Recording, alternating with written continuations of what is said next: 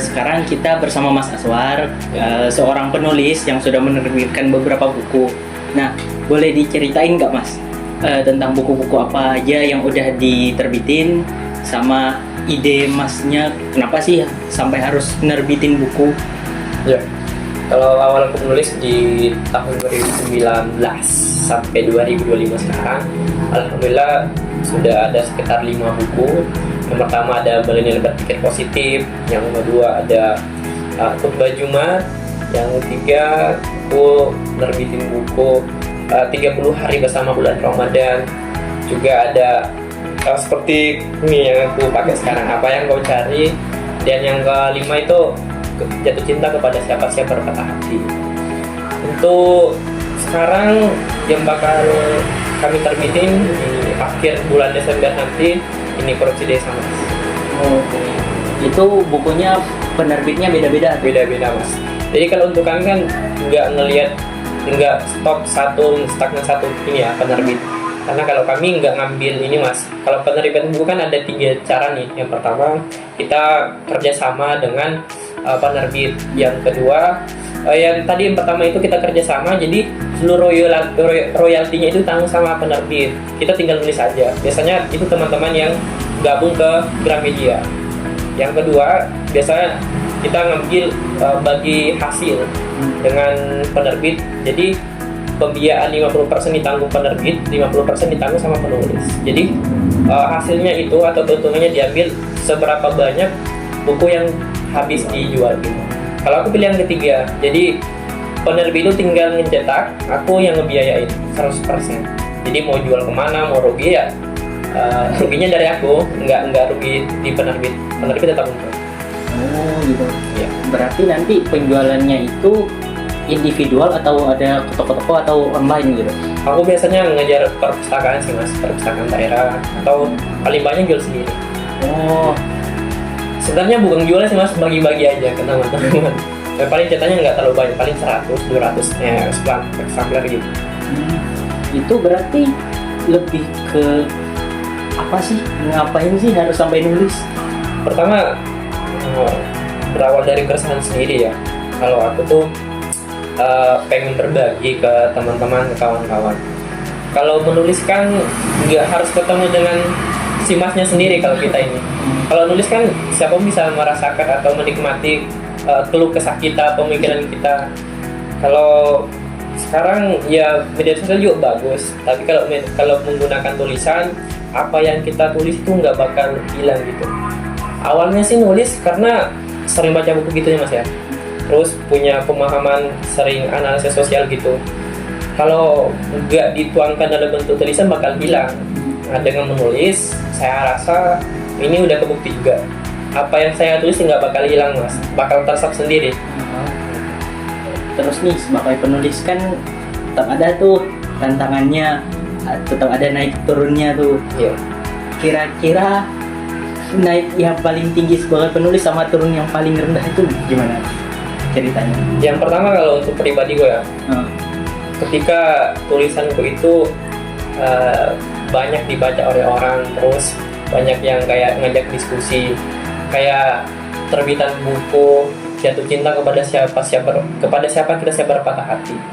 Buku itu menjelaskan gimana seseorang, misalnya aku nih yang sedang patah hati gitu, entah itu keluarga, entah itu sahabat, apalagi pasangan, kita lebih bisa berdamai dengan diri kita sendiri. Misalnya kayak kita lagi putus cinta nih sama pacar kita, sama doi kita. Nah ketika waktu itu datang, kita be aja sama si pasangan kita, sama si doi kita. Nah hal itu yang aku tuangkan di dalam buku itu. Nah setelah aku terbitkan ke teman-teman, aku bagikan ke teman-teman, banyak yang ngajak diskusi. Aku rasa itu pencapaian terbesar ketika teman-teman menikmati dan mendiskusikan ide dan pikiranku. Dan untuk titik terendahnya ya, sekarang ini karena lagi fokus pengen studi di kampus, juga lagi puter-puternya, lagi malas-malasnya Mas. Mungkin itu sih tantangan sendiri, karena kalau tulisan itu nggak di update terus, nggak di ditulis, itu kadang bakal mandek gitu, terlantar gitu. Kadang aku pernah punya project sama teman-teman nulis buku perspektif hukum tata negara. Itu aku anak hukum ya. Aku mau nulis perspektif hukum tata negara. Itu nggak jalan sampai sekarang karena apa ya? Besok lah kita kerjain, besok lah tulisnya. Akhirnya udah 2 tahun mas nggak jalan-jalan itu. Gara-gara besok tuh. Gara-gara besok, akhirnya mandek. Berarti sampai sekarang ini ada rencana terbitan baru gak? Untuk sekarang paling terbaru aku lagi rancang buku korupsi desa. Dia ngambil perspektif bagaimana pengelolaan desa. Apalagi kan dari 6 tahun ke 8 tahun ya mas. Kemarin sempat ada perbaruan aturan tuh. Kalau desa itu ditambah masa jabatannya dari 6 tahun ke 8 tahun. Tentu ada perbedaan gitu kan, mulai dari pelayanan publik, terus bagaimana administrasi penanganan di desa, dan pengelolaan dana desa itu pasti agak beda juga tuh. Makanya sekarang sebelum mengejar kelulusan, ngejar SH saja hukum, mau terbitkan buku itu, korupsi desa. Terus nih, sebagai penulis nih, rencana kedepannya gimana? Kalau penulis buku ya, aku rasa ngikut aja sih mas.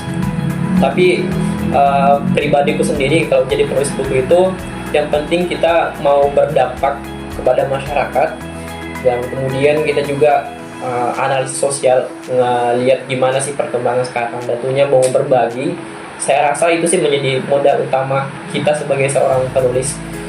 3 hal itu menjadi fondasi saya untuk tetap nulis gitu, memperbanyak karya, karena bukan hanya sekedar gaya-gayaan mas nulis itu. Memang kita mau pengen berbagi sama teman-teman, kawan-kawan yang barangkali dengan tulisan kita itu bisa tercerahkan, entah pemahaman politik, persoalan terkait dengan keluarga, terutama untuk Gen Z nih tentang percintaan. Bener. Nah, terakhir nih, ada gak saran atau ya sepatah 2 patah kata untuk teman-teman yang mau ikut nulis, baru mau mulai nulis nih? Pertama, kalau untuk teman-teman yang mau belajar nulis atau paling tidak menanamkan di dalam dirinya nih motivasinya, cara seseorang untuk bisa nulis gitu. Pertama, baca buku.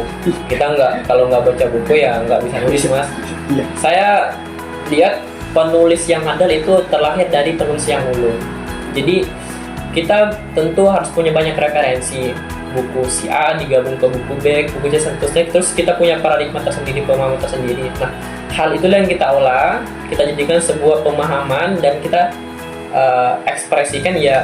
Biasanya kita dari bacaan yang kita baca itu bisa menjadi buku mas.